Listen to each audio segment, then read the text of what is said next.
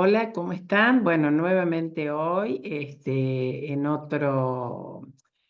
otra entrega, digamos, sobre referido a las creencias. Recuerden ustedes que yo tengo subido en mi canal un video donde hablo de cómo las creencias o los modelos mentales filtran nuestra realidad, entonces la percibimos de manera diferente de acuerdo a este filtro que tenemos. Y ya este es el segundo video en el que hablo específicamente del eneagrama y sus 9 personalidades, es decir, cómo estos diferentes eneatipos, de acuerdo a sus creencias nucleares sobre cómo son ellos, cómo son los demás y cómo es el mundo, hace que vean y perciban el mundo de formas diferentes. Esto nos ayuda un poco a ver cuáles son las creencias limitantes que tenemos para poder potenciarlas. Hoy les voy a hablar del eneatipo 9, que está dentro del área de lo visceral, donde tenemos el eneatipo 1, del cual ya subí el video, el eneatipo 8 y el eneatipo 9. Estos tres pertenecen al área de lo visceral, es decir, que son aquellas personas que en general actúan más impulsivamente antes de pensar o de sentir, digamos. Bueno, es todo simultáneo, pero es una forma de decirlo. Y bueno, le voy a traer algunas de las creencias limitantes y cuáles serían las creencias que tiene que potenciar.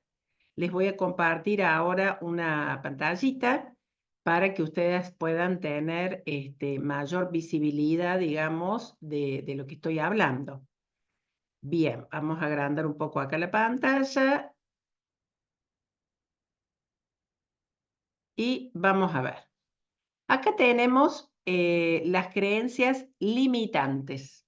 Por ejemplo, una de las primeras creencias es: mis necesidades no son tan importantes como las de los demás. Una cosa importante aclarar es que este eneatipo fundamentalmente evita el conflicto a toda costa. Él necesita vivir en paz y en armonía. Entonces, esta creencia es fundamental porque, ¿qué pasa? Le resulta mucho más fácil y menos conflictivo priorizar las necesidades de los demás antes que las propias. Entonces, esto los lleva muchas veces a descuidarse a sí mismo y a sentirse que son invisibles frente a los demás. Porque muchas veces el eneatipo 9 de niño, por el entorno en el que vivía, tuvo que invisibilizarse un poco, a lo mejor en entornos muy disfuncionales, entornos donde no recibía mucha atención, entonces tuvo que arreglársela solo y no crear conflictos ni problemas para no, digamos, crear un caos en ese entorno. Entonces, esto lo lleva a priorizar, como digo, las necesidades de los demás y no las necesidades propias. Entonces, esto lo lleva a un enorme descuido y además lo lleva a una importante pérdida de su propia identidad.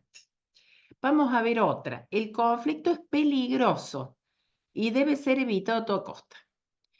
Al eneatipo 9 le cuesta diferenciar lo que es una situación, digamos, donde uno puede no estar de acuerdo con otra persona y puede asertivamente, es decir, con respeto hacia el otro, tratando de em, expresar y priorizar las propias necesidades y las necesidades del otro, él lo toma como un conflicto, no lo toma como una discusión en la que se puede llegar a un acuerdo. Entonces, ¿qué pasa? De esta manera evita expresar cuáles son sus opiniones y cuáles son sus propios deseos, y esto lo lleva a ser una persona muy pasiva. Muchas veces, de hecho, la pasión del 9 es la pereza, pero no es una pereza, como he dicho yo, una pereza de actividades, de hacer, sino que es una pereza del ser, o sea, una pereza de poder ser y expresar lo que piensa y lo que siente. Entonces, esto lo puede llevar a reprimir también sus propias emociones y muchas veces a quedar resentido, que después lo expresa con un enojo, porque en esta área de lo visceral, la emoción que predomina es la ira, es decir, el enojo, digamos. Entonces, lo puede llevar a crear un resentimiento hacia los demás. Otra de las es, si me afirmo, perderé la paz y la armonía. Como decía recién, afirmarse en realidad tiene que ver con esto de ser asertivo, en esto de que hablamos muchas veces de ser asertivo, pasivo o agresivo. Por ejemplo, el eneatipo 9 es más bien pasivo y el eneatipo 8 o el 1 pueden llegar a ser más agresivos.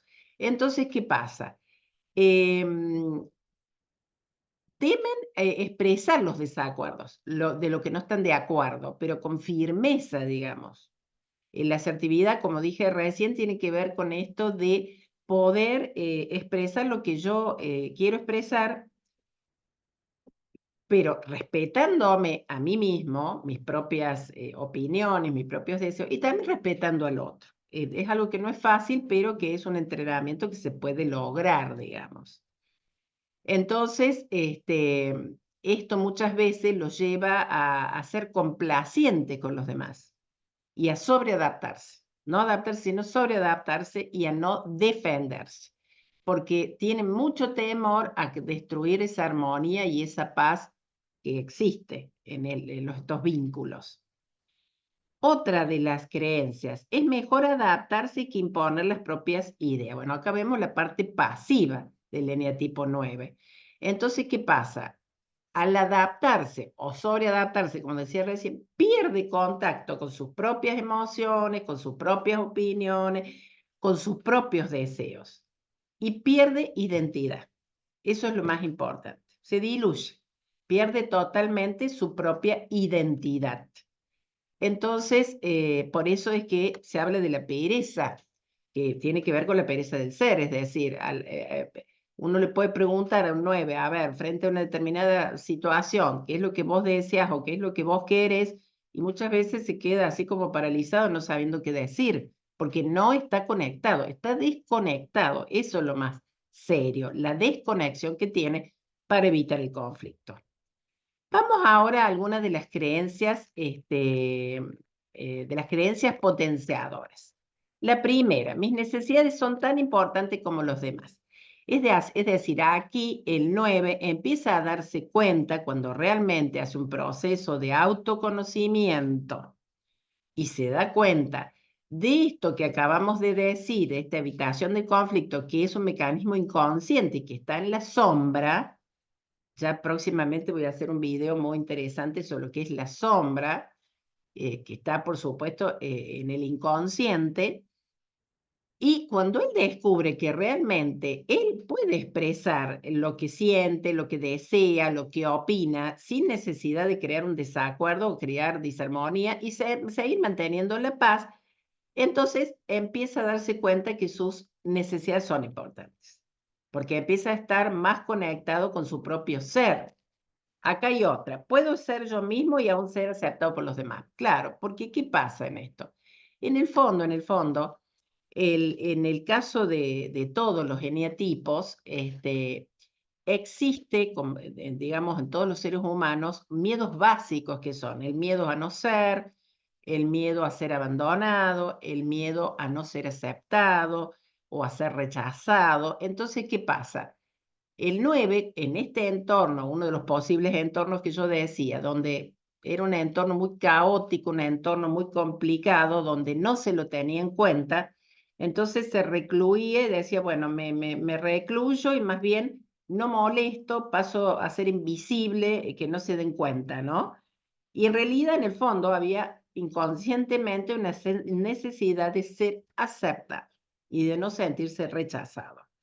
Entonces, esta creencia dice, puedo ser yo mismo, ahí se conecta con su verdadero ser, y puedo ser aceptado, ahí se da cuenta que expresando sus opiniones, sus deseos, lo que quiere realmente, va a ser aceptado lo mismo.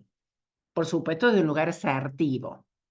El conflicto puede ser constructivo y necesario para el crecimiento. Miren ustedes esta creencia, cómo cambia con respecto al anterior, que decía que el conflicto podía ser peligroso. En realidad, cuando nosotros tenemos una charla, un intercambio con las demás personas, nosotros podemos, si tenemos una mente flexible, empezar a tener, digamos, una autocrítica sobre lo que estamos pensando y realmente escuchando a los demás, muchas veces podemos ver en espejo algo que es de nosotros y que lo vemos en los demás y que nos puede estar indicando qué es lo que tenemos que cambiar, qué es lo que tenemos que modificar, qué es eso inconsciente que está ahí detrás y que no podemos ver. Entonces, ahí hay un aprendizaje y un verdadero crecimiento y transformación. ¿Puedo ser asertivo sin perder la paz y armonía? Evidentemente, cuando uno es asertivo y puede respetar, digamos, ser asertivo, esto que yo les decía, de ser respetuoso y tener en cuenta mis propias necesidades, las necesidades de los demás, realmente podemos seguir estando en paz y en armonía. Bueno, si vos ya sabes que sos un eneatipo 9, por supuesto te vas a identificar seguramente con estas creencias. Si aún no sabes cuál es tu eneatipo, es posible que te identifiques y puedas empezar a pensar que tal vez este sea tu eneatipo. Y bueno, espero que les haya gustado este video. Me gustaría que si les gusta, está bueno que pongan o en la manito para arriba un me gusta. Bueno, si no les gusta, también lo pueden poner, por supuesto. Pero esto, digamos, el hecho de registrarse o de suscribirse al canal, el hecho de poner un me gusta, permite que YouTube pueda mover más el video y puede llegar a más personas que pueden estar necesitando este tipo de información, porque a lo mejor están en una búsqueda propia, están en un periodo de autoobservación y de autoconocimiento y bueno, este es un modo de ir mirándose, por supuesto con compasión y amorosidad y sin juicio, mirándose para qué, para ser mejores, para lograr una mejor versión de nosotros mismos. Bueno, el próximo video va a estar referido al eneatipo 8. Y así voy a ir dándoles cuáles son las creencias dentro de este método, el método Foco en Ti, que es un método de autoconocimiento, donde dentro de las diferentes disciplinas voy hablando, digamos, de los diferentes temas que pueden servir para este proceso, digamos, de mirarnos a nosotros mismos. Bueno, nos vemos entonces en el próximo. Un gusto nuevamente compartir con ustedes.